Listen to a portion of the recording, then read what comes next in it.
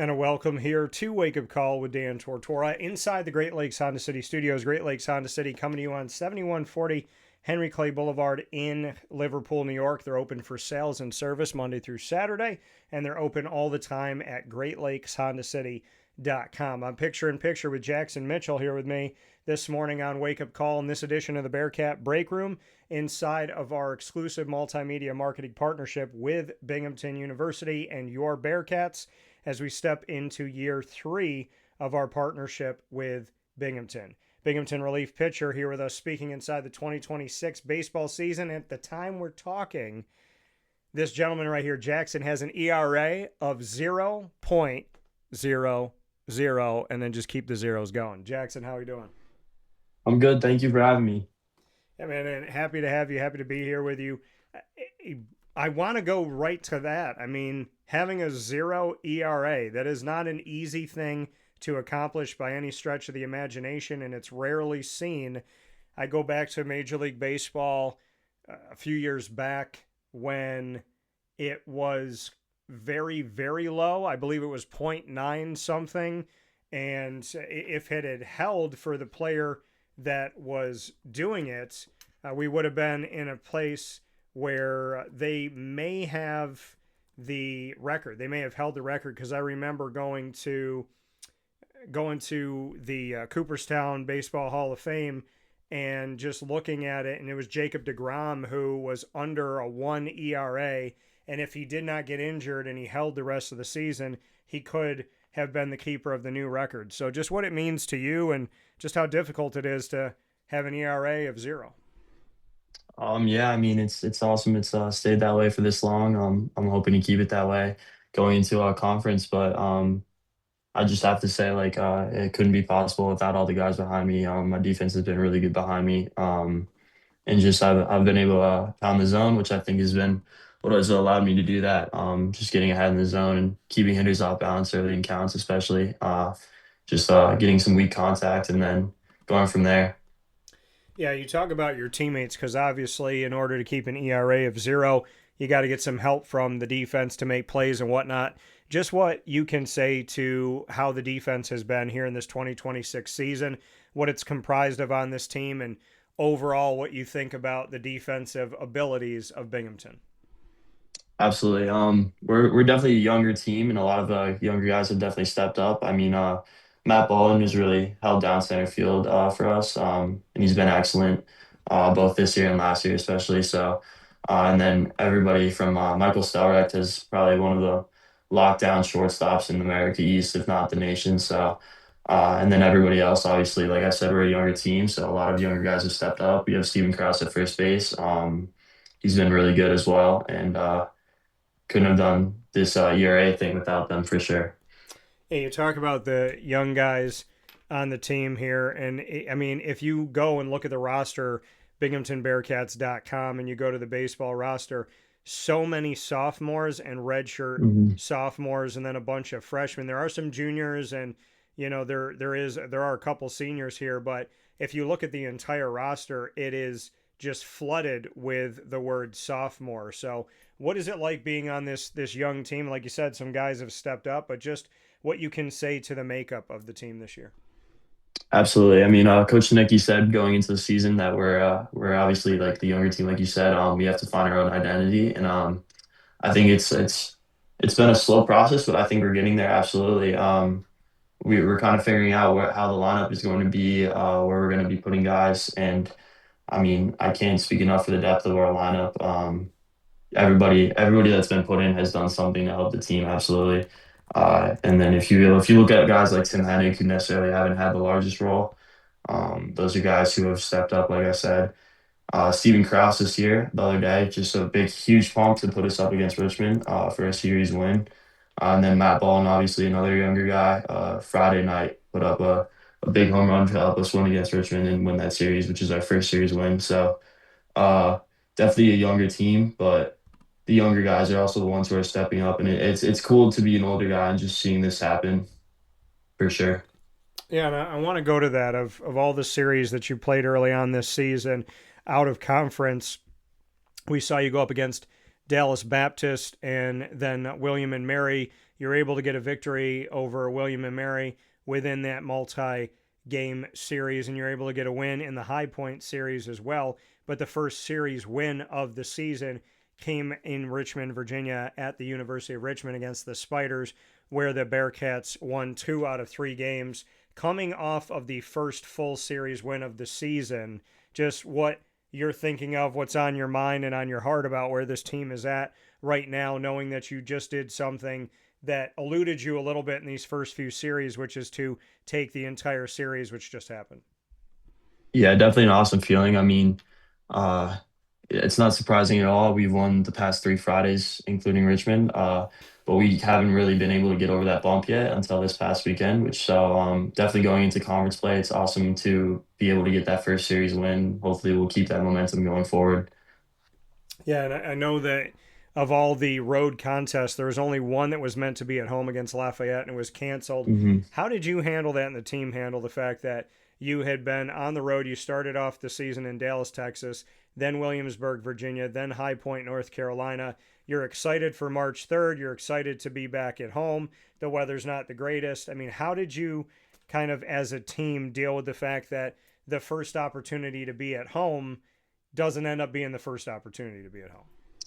Right. I mean, the whole travel aspect is definitely a grind. You're basically home for about 3 days, and one of those days, sometimes you're getting home as late as like 4 in the morning. So, absolutely, it can be a grind. As far as last week, we had a feeling that that game was going to be dropped just by looking at the weather historically, what it's like in that time of the year. So, definitely saw it as a possibility. But I think all the guys are just really excited to get after it tomorrow at home for the first time. It's going to be a nice night, probably like 70 degrees. So hopefully we'll get a little showing there and everybody's just really excited to get after it.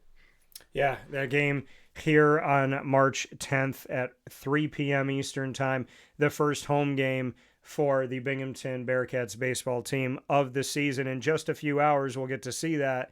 So, as we're here on a morning going into the mid afternoon, you have St. Bonaventure. So, a week from when you were supposed to have your first home contest, now it's the opportunity to do it.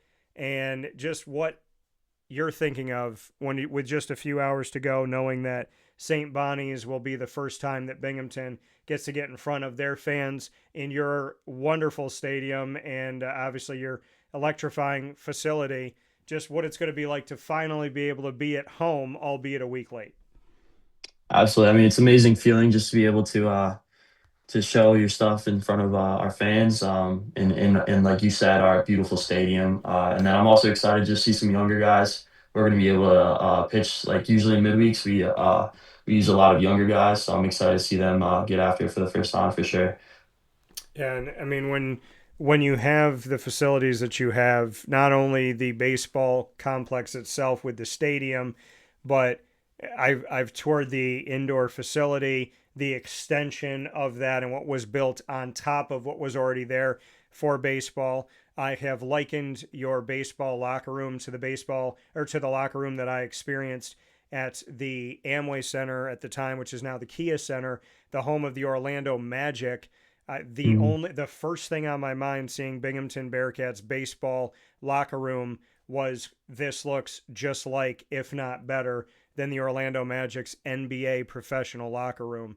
So when you're going day to day and you're training indoors and you're going through the baseball complex and the meeting rooms and the weight rooms and you're practicing your pitches inside, you're practicing your pitches outside, of everything that's been built, we're talking $60 million renovation. And then on top of all of that, all of these other elements, including a building that came in last year. I mean, when it comes to Binghamton baseball, it's like facility on top of facility.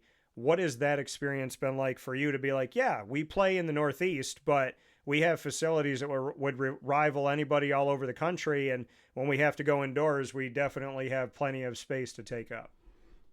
Absolutely. I mean, the whole team, I can say from firsthand experience, we have to pinch ourselves sometimes and just say like, wow, this is our facility and this is what we have the privilege of practicing in every day, especially with the addition, like you said, of that the indoor turf facility. Basically, it's a field almost inside, and that's been an awesome experience to be able to get almost outside as close as we can, obviously with this winter weather.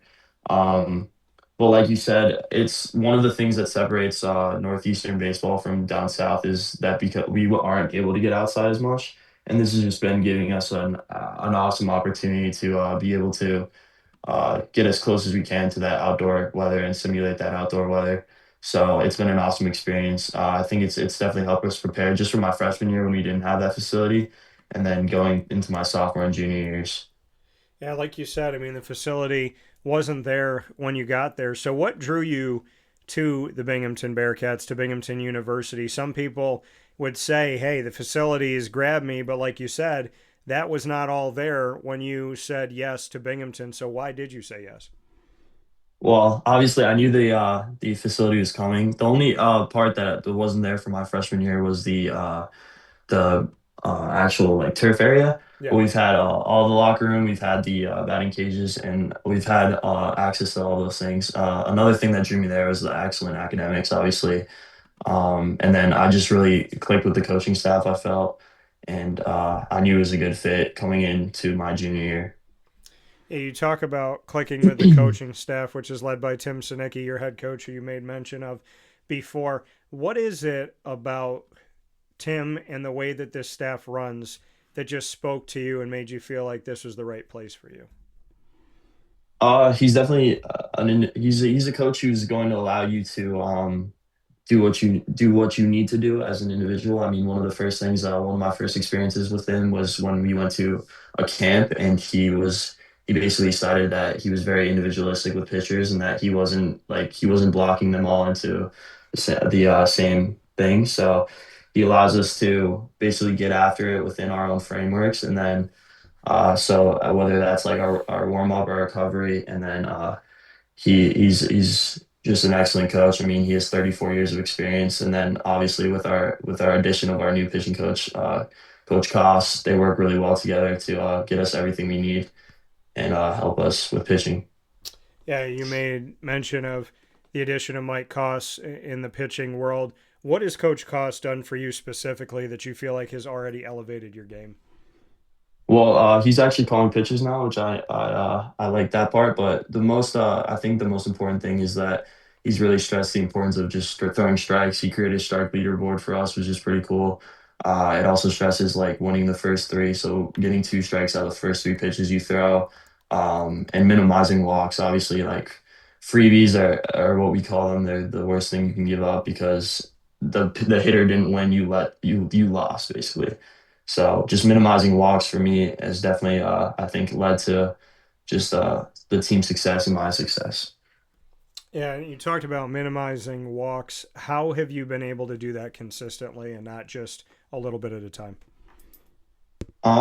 I think the most important thing is just trusting my stuff, just having confidence in my stuff that if I throw it down the middle, it's going to play for me, and that with my movement profiles, that it's going to be all right if I throw it down the middle. And then obviously also uh, just having a lot of faith in my mechanics and my preparation going into games. And that evolution for you, just how you've come to a place of confidence, of trust, of just improving your arm, where you place things. From the day you walked into Binghamton to where you are right now, where have you seen the improvements? Where have you seen the elements of your game really start to rise and then continue to go and progress in the right direction? I think one of the biggest things for me has just been learning from other older guys. My freshman year coming in, I was looking at guys. My locker mate was Gabe Driscoll. He was a fifth year pitcher here, and he basically did everything right. So I was just looking at everything he did, his recovery, his warm up routines.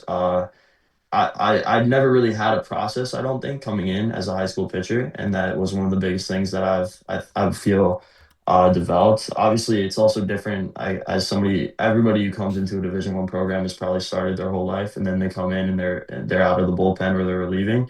So that's been a big thing for me is what is my process going into games, if whether I'm in a closing situation or if I'm first out of the pen in that situation, and then just developing confidence. It's been a long time that I've been pitching, obviously. So I think it obviously started just by trusting my stuff and realizing that metrically it's sound and it can play at this level. So that's the biggest thing for me is just knowing that my stuff will play if I throw it down the middle. And you keep talking about, knowing that it'll play if you throw it down the middle. Was there a concern for you that going down the middle was not going to give you what you wanted? Did you have some thought of that? Because you've said it a couple times, like, hey, just trusting in what I have, and when I throw it down the middle, that I'm going to get what I need out of it. Was there something lacking or something you've adjusted to make you feel like, hey, I know that if I put it where I need to put it, I'm going to be fine? Not necessarily. I think it was for me just more of a mental cue. I know last year I was having more walks, and that was mostly because I was trying to aim at a certain spot. I think, and that's usually counterproductive. I feel so now it's just go like rip my stuff, throw it as hard as possible, and I trust in the fact that well, if I do that, it will play. Yeah, and when it comes to your pitching ability to go back in time, was this always what you wanted to do? Did you always want to be a pitcher, or was there another position you maybe looked at originally and shifted into pitching? When you go back to your first memories of liking the game of baseball, playing the game of baseball, was it always pitching or was it something else? I always knew I wanted to be a baseball player. It never really became pitching until later when I probably around 14, 15 when I started to really consider playing college baseball and as a pitcher. Um, I just loved every aspect of baseball, so I definitely enjoyed hitting and I hit until my senior year of high school. But pitching really was the thing I always excelled at, I think, once I hit like a growth spurt and all that stuff. So definitely like I always knew I wanted to be a baseball player, but pitching was came a little bit later, yeah. Yeah, so when that came to you, how did you get to a place of like, okay, this is my thing? Like you said, it was you knew you wanted to be a baseball player, not necessarily a pitcher. When did it click that it's like, this is my thing, this is this is my sweet spot when it comes to baseball? I think it came when I started working with some awesome guys. I can't shout out Coach Watts enough from Jersey. That's who I worked with, and he was able to really get me into pitching and start thinking mentally as like not a thrower, more of a pitcher, obviously. And that was able to help me get to a spot where I knew I could play at the next level or pitch at the next level, and then just becoming that version of myself. When it comes to relief pitching, I mean, is that obviously when you shift into being a pitcher, I would think most intent is like, hey, I want to be out here the whole game. I want to be out here for multiple innings. When did the relief world come in, and is it something that you were okay with right off the bat, or was it something that you fought a little bit, saying like, now I don't want to come in relief. I want to be the person that starts. Right, absolutely. I mean, as a freshman, you don't like I was injured my senior year. You come in as a freshman, you don't really consider the fact that you're going to be starting. You're just how can I help the team, obviously. So I knew I was going to be a relief pitcher, and it was not really something I'd ever done before, but I really liked it just because you know exactly what your job has to be in that situation. You have a lot of adrenaline, you have a lot of stuff that you just need to tunnel in and really lock in. And then after that, I mean, I've been a closer definitely this year, started last year, and it's been an awesome experience. I love coming in to big situations. It really gets you locked into the game. So I've enjoyed it a lot. Yeah, like you said, coming in that relief and to close out a game.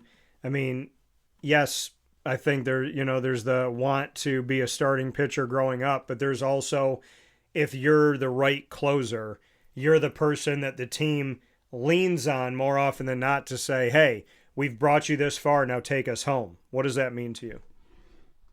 It's awesome that they trust me with that, definitely with that role.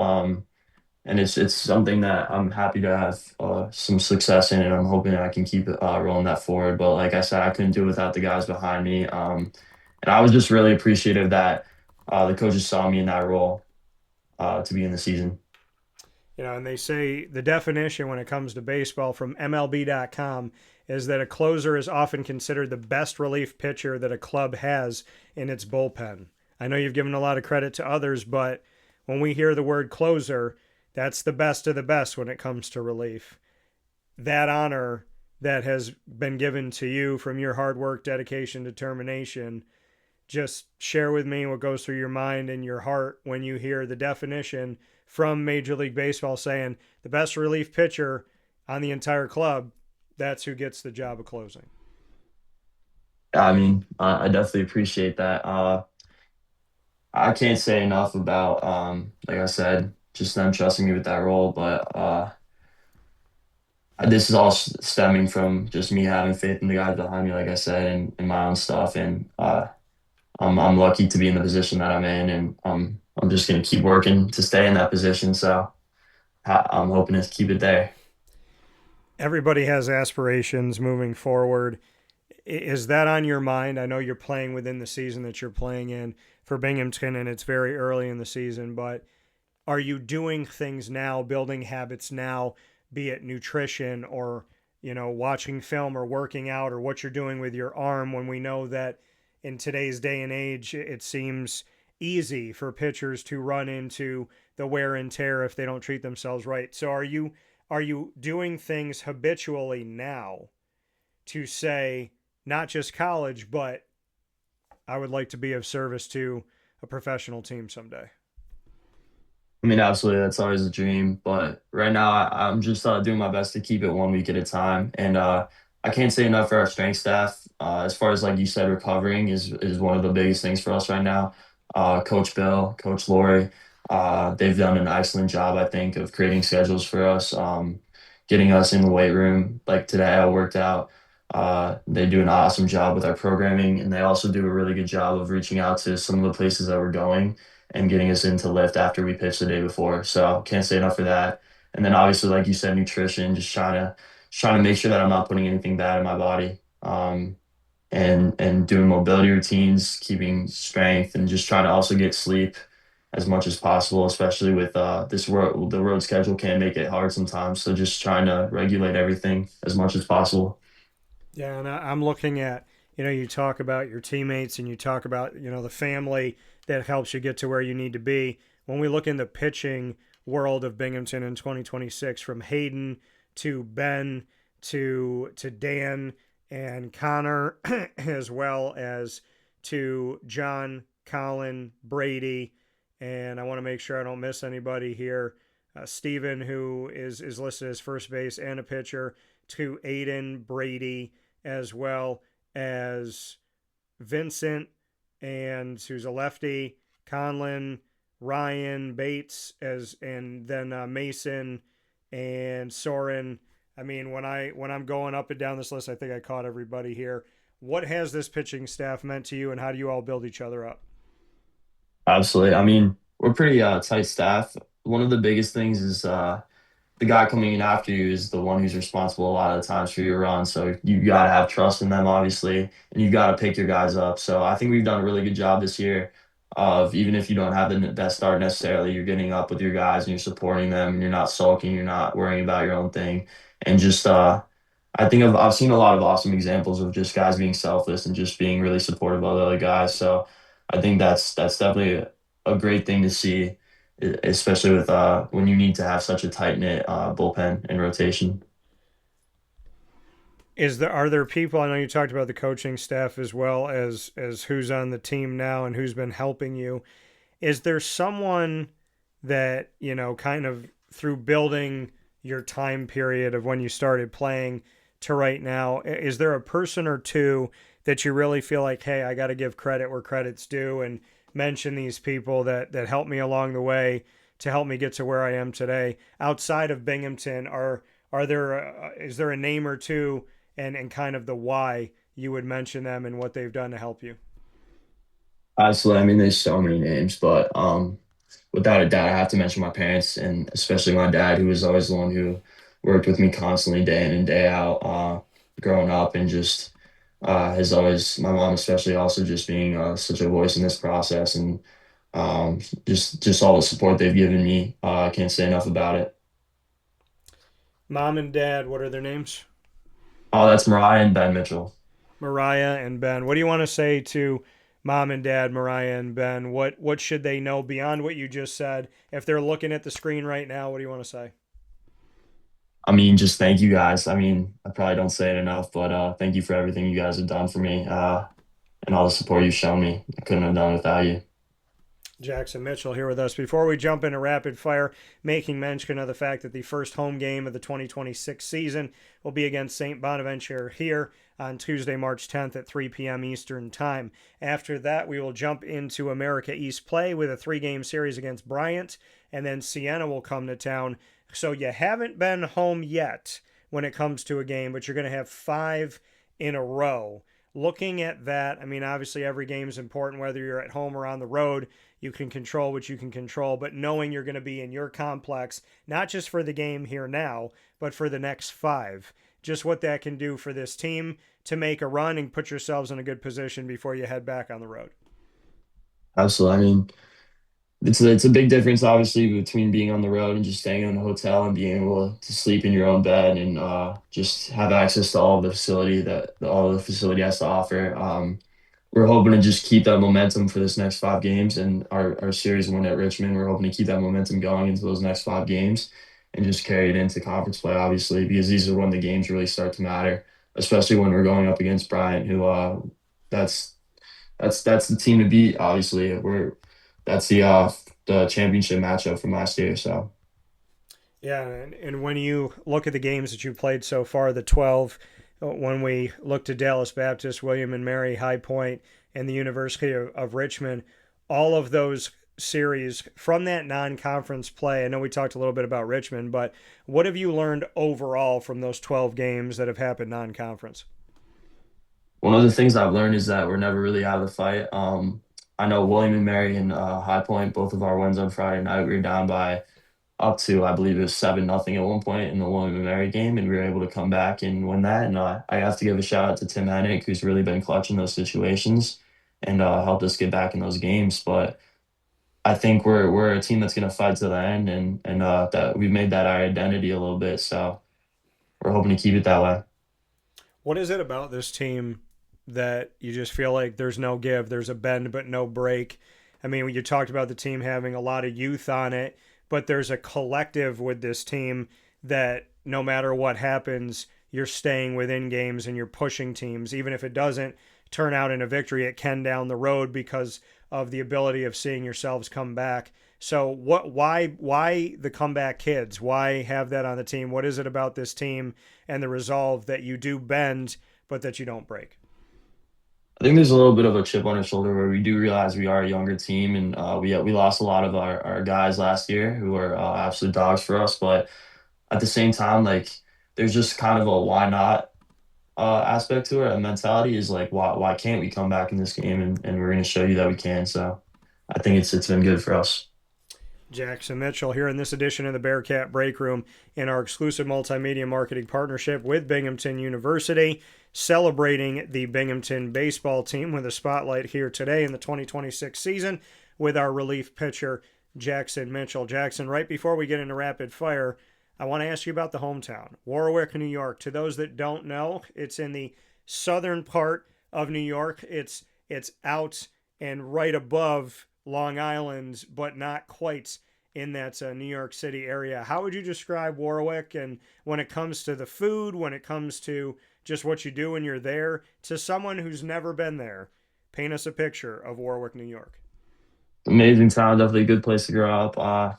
Our big thing is Apple Fest, which is every year. That's kind of our big event, and we have usually about 10,000 people in our little town come and celebrate Apple Fest with us. We're also one of the last places in New York that is a drive-in movie theater, so that's a cool thing about us. And then Farmtown, right by us, is one of the biggest onion centers in America, I believe.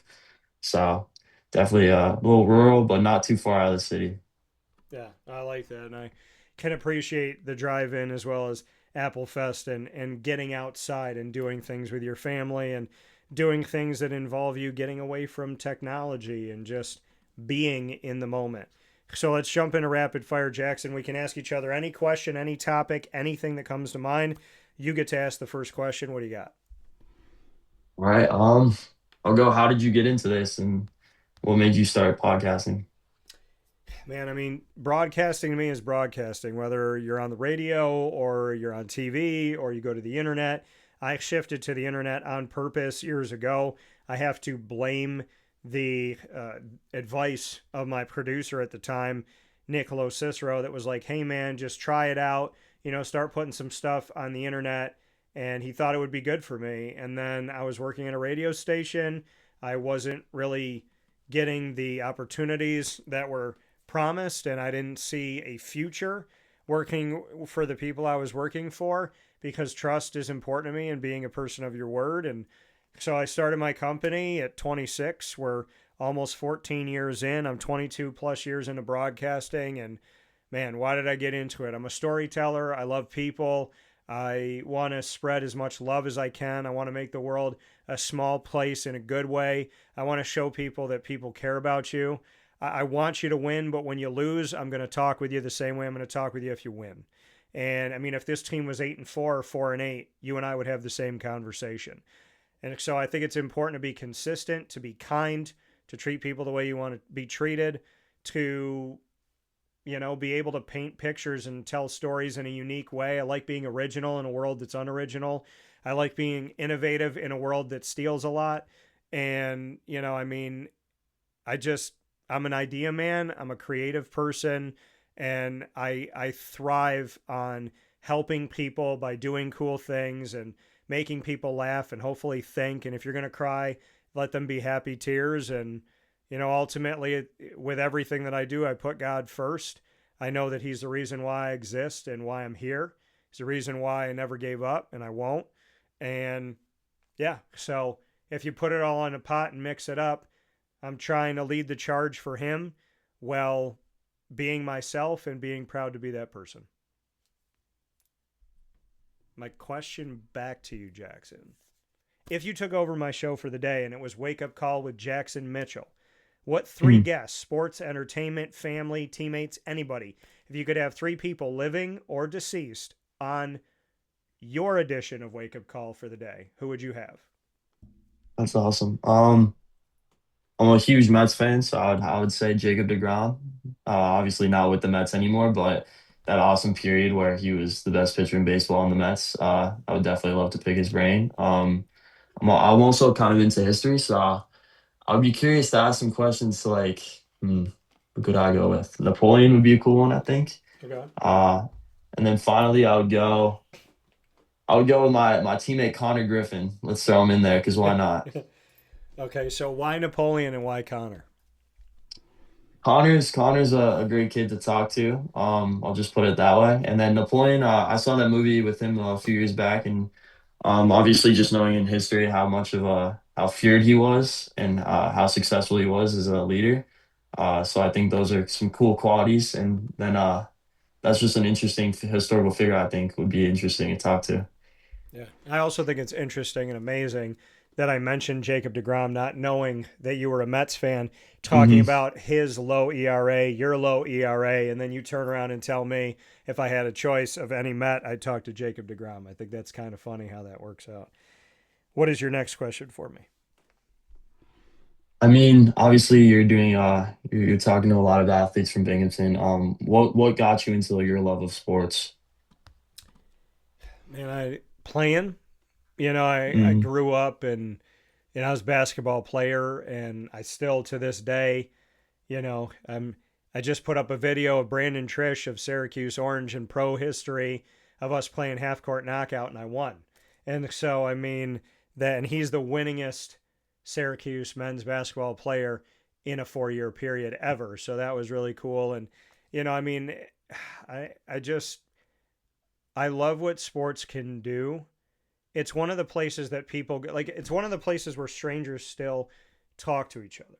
Like, you go into a restaurant and you're watching a game, and somebody sitting next to you is watching the game. They say something, and you go, "Yeah, yeah, that makes sense." Then you say something, and they're like, "Hey, right on." And then 3 years later, they're the best man at your wedding. I mean, sports still takes the walls down of anything that's dividing people. It's a place where people go to escape. It's there's there's just love and passion. There's a lot of God in it. You hear a lot of athletes talk about their faith, and I'm happy that they're doing it more openly now. Makes me feel like I'm not alone. And, I just, man, why else do I love sports? Because basketball is one of the only places that I could shut my brain off. And I can't take credit for this, but I will share the sentiment of if the world acted like a huddle or a bullpen or a dugout or a locker room, this world could change overnight because different colors, different religions, different ethnicities, different languages, and different backgrounds, they get together in dugouts and on the fields of life and they work together. And I just feel like sports is such a parallel to life, which is why my tagline for Wake Up Call is where sports meets life. And I feel like sports is a reminder of if we can't like people that are different than us, then how come teams can win championships with people that are different? And I would just love for the world to start mirroring sports a little bit more. Absolutely. My second and final question for you, Jackson. Jackson, what is the funniest moment you've ever lived through? Ooh, putting me on the spot here.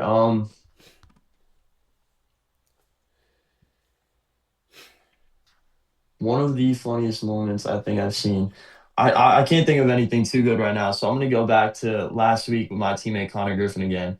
We were coming off the bus. It's 4 a.m. after a High Point game. It's 4 in the morning, and he drops a bottle of sauce that was given to him by his parents onto the ground right outside the facility, and then has to clean that at 4 in the morning. That was a rough one. What was the sauce? I'm not sure. It was definitely red sauce. I couldn't give you the exact brand, but I'm sure he knows and is very aware. Is Connor prone to dropping things, or was this unique? Um, I wouldn't say especially prone. He's a very athletically gifted guy, but this is one of just his goofy moments. So Well, there you go. Connor's going to have to come on the show to redeem himself. Jackson Mitchell, Absolutely. Jackson Mitchell, relief pitcher for the Binghamton Bearcats, here inside the 2026 season, celebrating a 0 ERA thanks to his work and his teammates. And of course, a shout out to the coaching staff, the student athletes, and all of the alumni of the Bearcat program when it comes to Binghamton baseball. God bless and all good things to come for you and the team this season, Jackson. And I hope that home treats you well. Thank you so much. I appreciate you for having me.